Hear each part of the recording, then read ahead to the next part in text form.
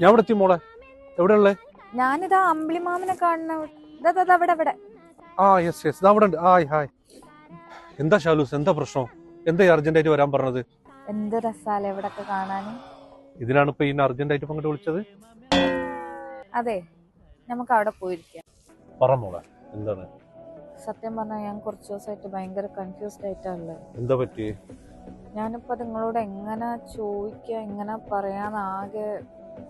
അതിന് ഒരു മടി നീ വെക്കണം. നിനക്ക് എന്താണോ ഉള്ളത് ചോദിക്കാനുള്ള എന്നോട് ചോദിച്ചു. ഒരു കുഴപ്പമില്ലല്ലോ? ഇല്ലടാ മോളെ, നീ പറ. ശരിക്കും പറഞ്ഞാലേ ഈ 20 വലുത് 3 വലുത്? എന്ത് ചോദ്യാണോ ചോദിക്കണത്? 20 എന്നോട് വലുത് അല്ല പിന്നെ.